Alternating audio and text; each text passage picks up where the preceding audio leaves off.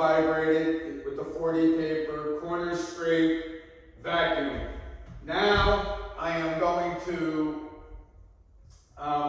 fine sand the floor. This is a professional tip. Rather than sand it again with the big machine and edge it and all of that again, what I'm going to do is use this 100 grit screen. You can get these from a flooring supply house. I see 80 grit online. That will do. Get pretty much the same results. And you need this white polishing pad. This one happens to be a 17-inch machine, and obviously you need a buffing machine. And we put this. I got a wire brush attachment on there, which grabs this pad, and this sands the floor perfectly. He did everything else. I told you, this is all you need. I've done hundreds of houses using this technique, and the floor just comes out spectacular. Rather than doing all of that, rather than working another 2 days, you can knock it out in a few hours and have fantastic results with that screen. That is probably a combined, from 3 businesses, 180 years worth of experience, and it works. And of course, if you have a high-end job, like I might possibly be doing for somebody in the near future, which I will document, this could be a very fancy floor. Then you have to sand it 3 times. Then you have to do all the other machine. But for your average job, I've done this in $1 million houses without ever a complaint.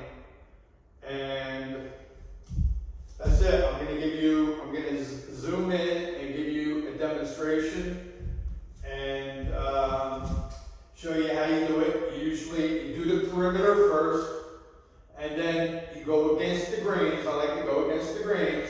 And now that would be enough. You got to make sure you don't miss anything.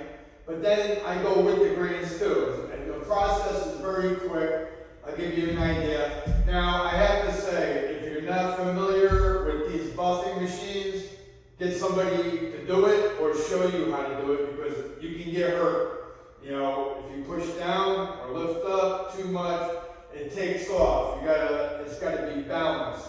And with that being said, I have to slip in my disclaimer that anything that you duplicate or information that you take and use out of this video, you do so at your own risk. And you hold the creator harmless. And by you watching this video, that is your consent to those terms.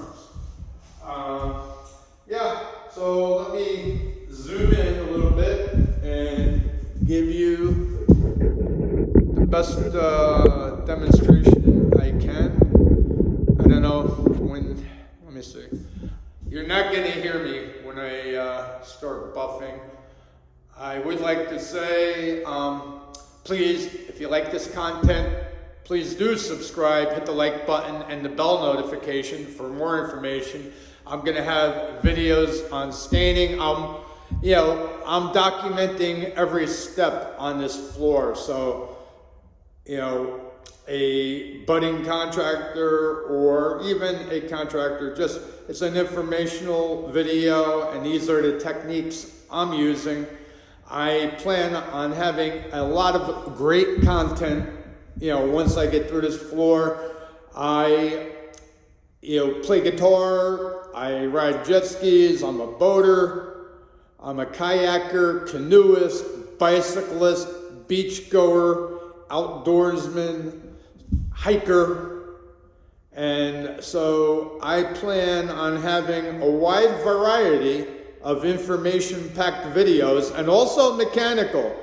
I've been working on engines my whole life, and while I'm probably not ready to go into the dealership and, you know, diagnose everything, as far as, you know, jet skis, motorcycles, I don't know if I mentioned motorcycles, I'm going to be having stuff coming up on that, including great mechanical tips on how to make your engines last, and, you know, whatever comes along that I think will be interesting and useful and information packed, I will, you know, make a video and pass it along.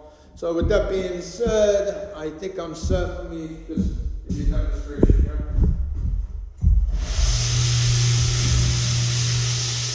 You can see Mark, you can work it out. Like I say, this machine is tricky.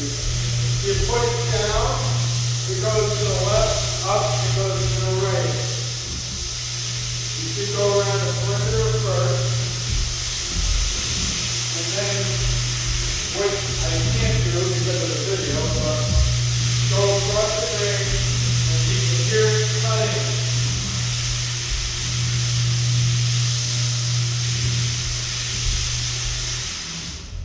I only have a small area because this is a small house, but anyway, I believe you get the gist of it. You go around the perimeter first.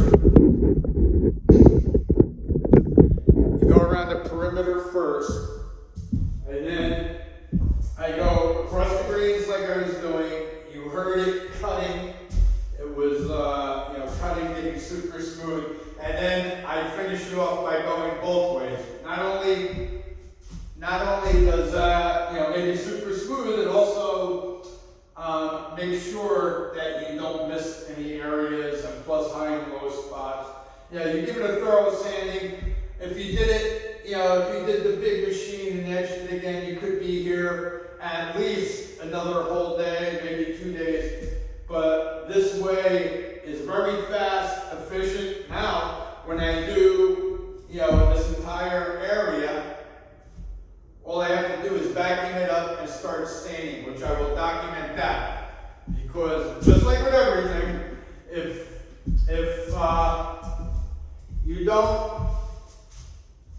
you don't stain it right, you can destroy the floor.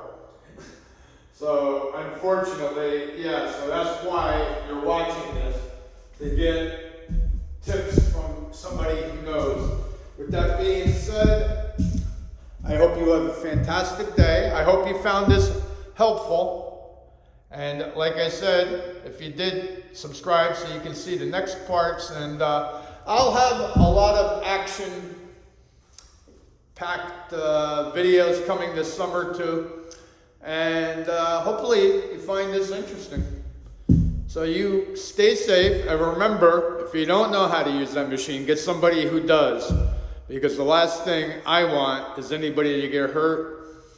And but if you do master that machine, or have somebody knowledgeable teach you how to operate it, you will have a spectacular floor. So with that, be safe, peace out.